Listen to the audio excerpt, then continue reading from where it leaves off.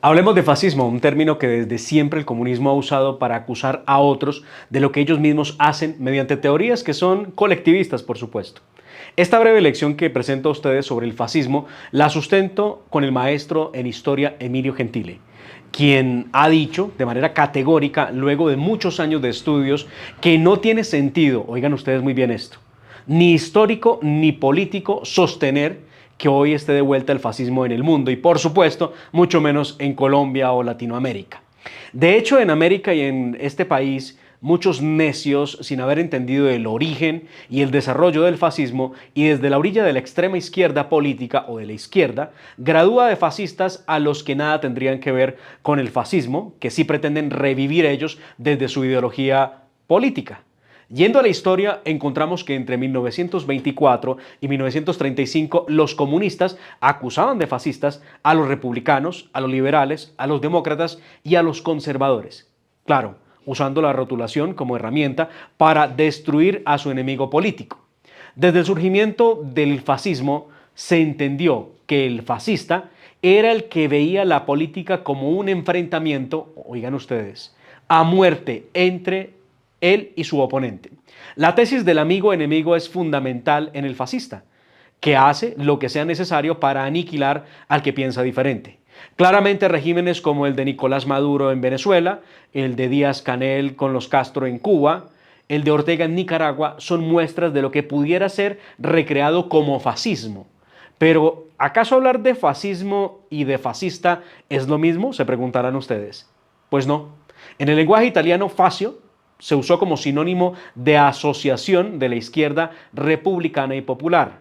Ahí estaban los fascios obreros de Italia del Norte y los fascios, los trabajadores sicilianos. Muchos ubican al fascista de manera equivocada con Mussolini. Tampoco es cierto. El término se usó por primera vez, como lo dice el profesor Emilio Gentile, en 1893. Para ese entonces Mussolini tenía 10 años de edad, por lo que es un imposible poder asociarlo directamente con este sujeto.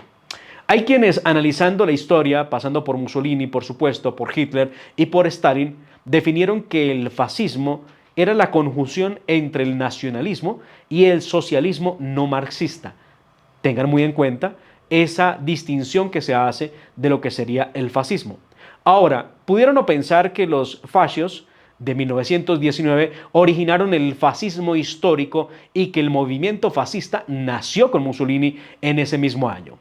Pero como hay ciertos sectores que alimentan la fantasía revolucionaria en Colombia, se tiene para tranquilidad de ellos que son una mala copia del fascismo con movimientos contestatarios y hasta violentos, que se mantienen en una protesta inconforme con el Estado todo el tiempo. Y es lo que tenemos.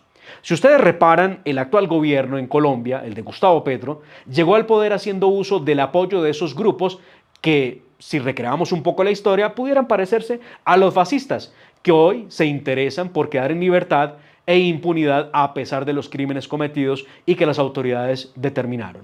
Lo que caracterizó al fascismo fue su dinamismo, que se expresaba en la exigencia de una revolución permanente, en la expansión continua del poder político del partido en el Estado, en la constante intensificación del control y de la intervención en la sociedad para subordinarla, por supuesto, a un partido único, lo que pasa en Cuba, a través de una red cada vez más amplia y minuciosa de organización y de integración.